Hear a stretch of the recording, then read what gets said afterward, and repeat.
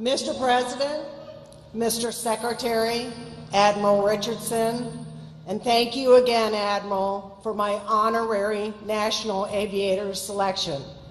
Officers and crew of the USS Gerald R. Ford, Mike Petters, Matt Mulheron, Jennifer Dunn, and my fellow Newport News shipbuilders, distinguished guests, and ladies and gentlemen, welcome. What a magnificent day this is for the young life of this mighty ship.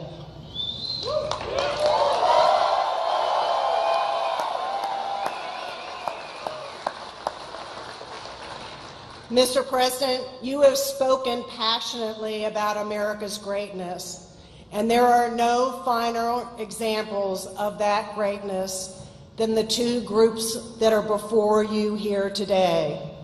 The crew of the USS Gerald R. Ford and the Newport News shipbuilders.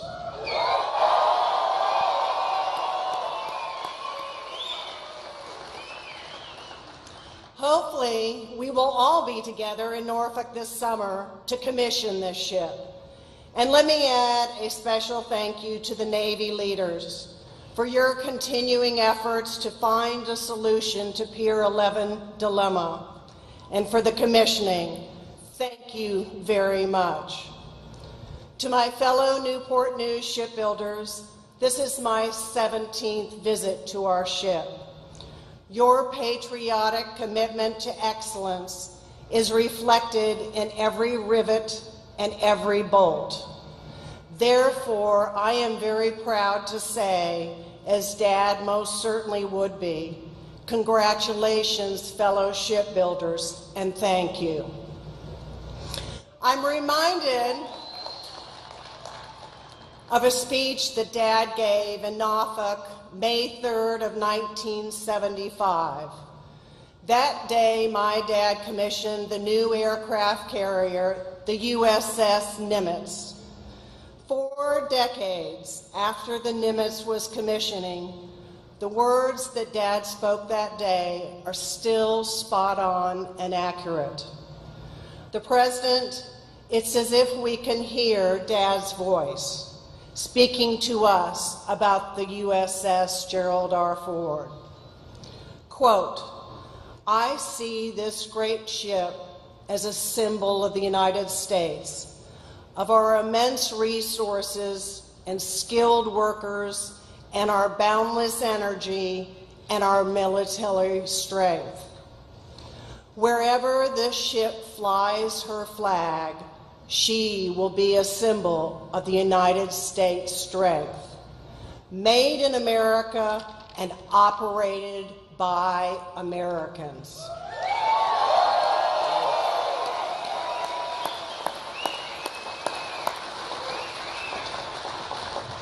Whether her mission is one of defense, diplomacy, or humanity, this aircraft carrier will command awe and admiration from some, caution from others, and respect from all, end quote. So, ladies and gentlemen, to those who threaten our homeland or our liberties, let the word go forth. Very soon, 100,000 tons of the most powerful warship ever known will report for duty to her Commander-in-Chief. Congratulations, crew members, and Godspeed. Therefore, ladies and gentlemen, as a ship sponsor of the USS Gerald R. Ford, and on behalf of the 38th President of the United States, it is a high honor to introduce and welcome to Dad's namesake aircraft carrier, the 45th President of the United States, Donald J. Trump.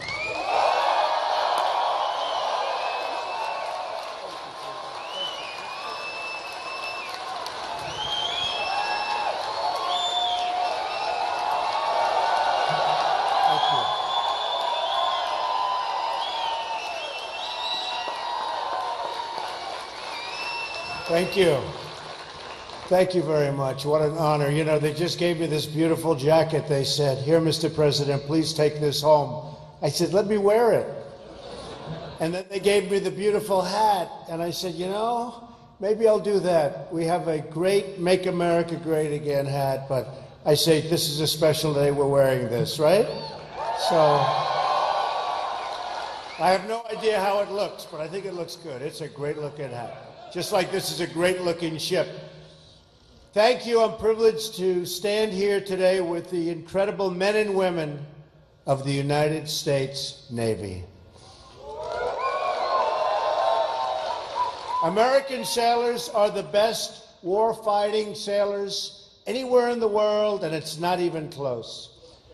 And Susan, I am so glad you could be with us. I know how hard you work, 17 visits, and she wanted things done right. I will tell you, they told me she wanted this one done right in honor of both of her parents, who were great, great people.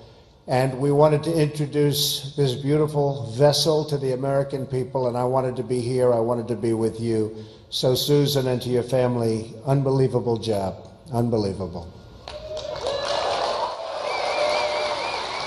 The soon-to-be commissioned Gerald R. Ford, USS. What a place. It really feels like a place. You stand on that deck, and you feel like you're standing on a very big piece of land, but this is better than land.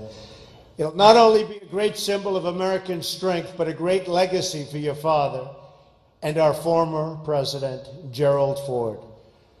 President Ford was a Navy man. By the way, he was also a great athlete, for those of you that didn't know.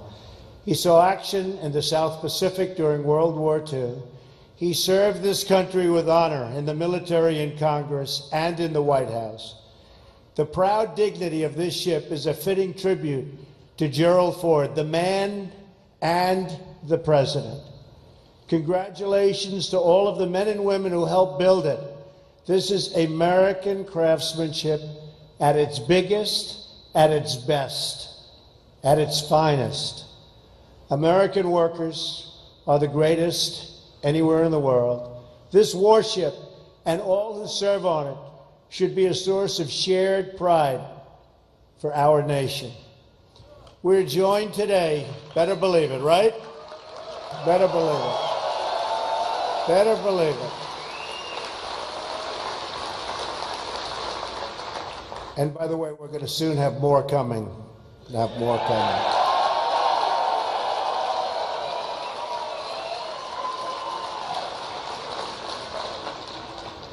We are joined today by General Mattis, now Secretary Mattis. Where is he?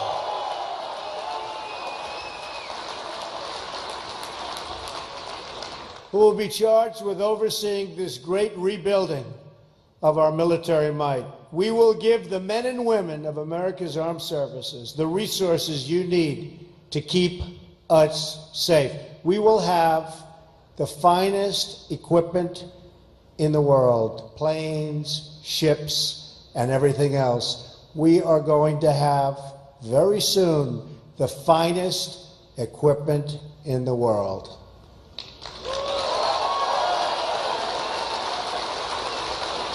We will give our military the tools you need to prevent war and, if required, to fight war and only do one thing. You know what that is? Win. Win. We're going to start winning again. Admiral John Richardson, Chief of Naval Operations, is with us today as well. Great gentleman. Admiral, we're going to ensure our Navy has the resources, personnel, training, and equipment, the kind of equipment that you need. So congratulations, Admiral, and a lot more is coming.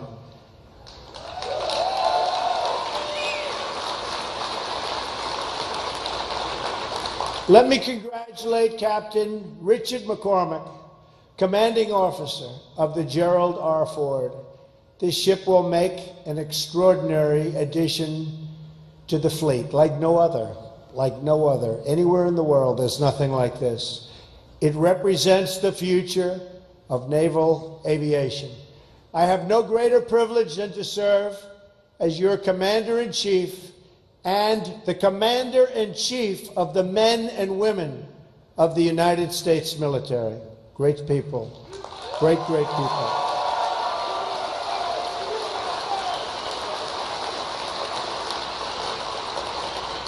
I salute you, and I salute our sailors. I will always support you and your mission. I will never, ever let you down.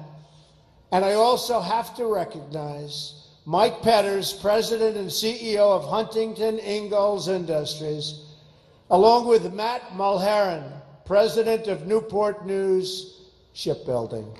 They won't let you down either. They're not going to let you down either. To those who serve our nation in uniform, and to those who build the instruments of our defense, I thank you on behalf of our nation. I agree. I agree. Our carriers are the centerpiece of American military might overseas. We are standing today on 4.5 acres of combat power and sovereign U.S. territory, the likes of which there is nothing to compete. There is no competition to this ship. It is a monument to American might that will provide the strength necessary to ensure peace. This ship will carry 4,500 personnel and 70 aircraft and will be a vital component of our defense. This carrier and the new ships in the Ford class will expand the ability of our nation to carry out vital missions on the oceans to project American power in distant lands. Hopefully, it's power we don't have to use. But if we do, they're in big, big trouble.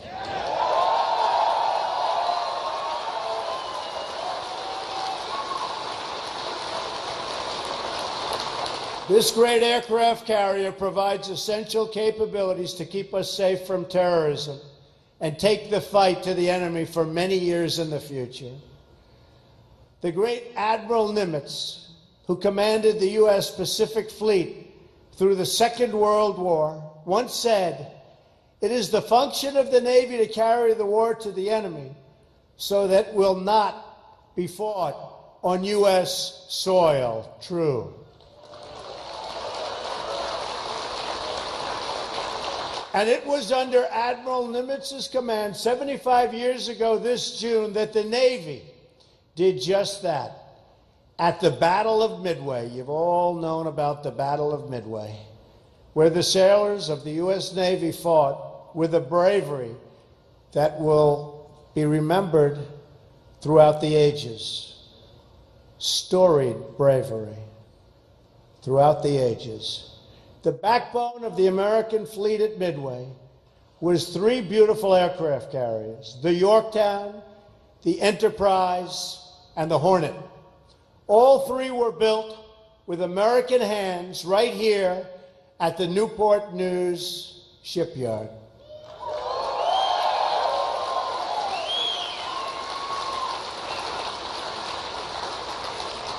At Midway, America was greatly outnumbered by, a lot. And its fleet badly damaged, but the heroic deeds changed the course of history. Many brave Americans died that day, and through their sacrifice, they turned the tide of the Pacific War. It was a tough tide. It was a big tide. It was a vicious tide, and they turned it. Countless other Americans in that war, some of them parents and grandparents to people in this room today, came home thanks to their very heroic deeds. The sailors at Midway are part of a long line of American heroes, an unbroken chain of patriots from each generation to the next, who rose to defend our flag and our freedom. That legacy continues today as American warriors protect our people from the threat of terrorism. On Tuesday, in my address to a joint session of Congress, I ask Congress to eliminate the defense sequester and to support my request for a great rebuilding of the United States military and the United States Navy.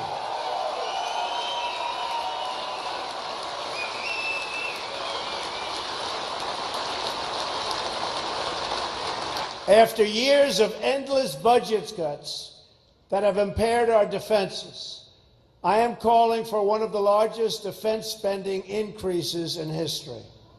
And by eliminating the sequester and the uncertainty it creates, we will make it easier for the Navy to plan for the future and thus to control costs and get the best deals for the taxpayer, which of course is very important, right? Got to get a good deal. We don't make a good deal, we're not doing our job. The same boat for less money, the same ship for less money, the same airplanes for less money. That's what we're doing. That's what we're doing. It means we're going to get more of them, and we can use them. Our military requires sustained, stable funding to meet the growing needs placed in our defense. Right now, our aging frontline strike and strike fighters, the whole aircraft, many, many aircraft, are often more likely to be down for maintenance than they are to be up in the sky. Our Navy is now the smallest it's been since, believe it or not, World War I. Don't worry. Going to soon be the largest it's been. Don't worry. Think of that. Think of that. In these troubled times, our Navy is the smallest it's been since World War I. That's a long time ago. In fact, I just spoke with Navy and industry leaders and have discussed my plans to undertake a major expansion of our entire Navy fleet, including having the 12-carrier Navy we need.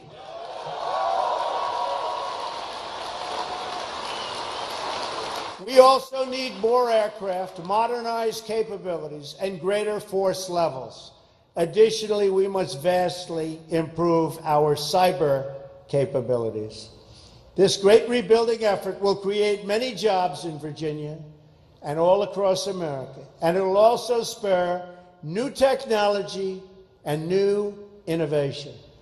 America has always been the country that boldly leads the world into the future, and my budget will ensure we do so and continue to do exactly that. American ships will sail the seas. American planes will soar the skies. American workers will build our fleets.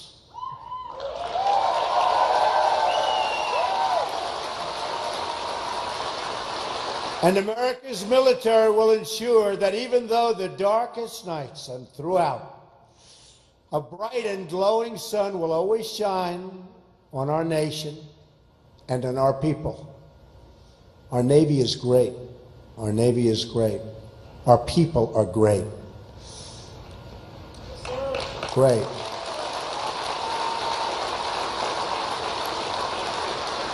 Our republic will meet any challenge, defeat any danger, face any threat, and always seek true and lasting peace.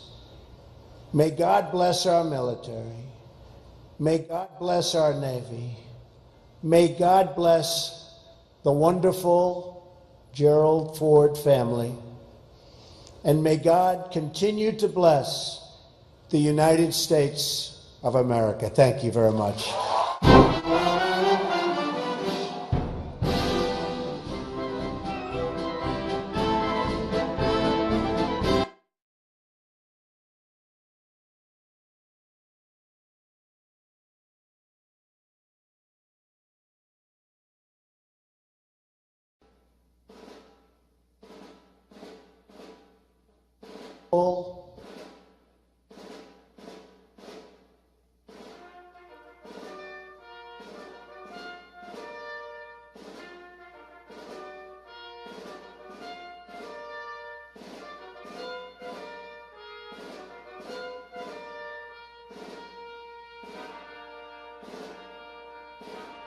Mine eyes Glory,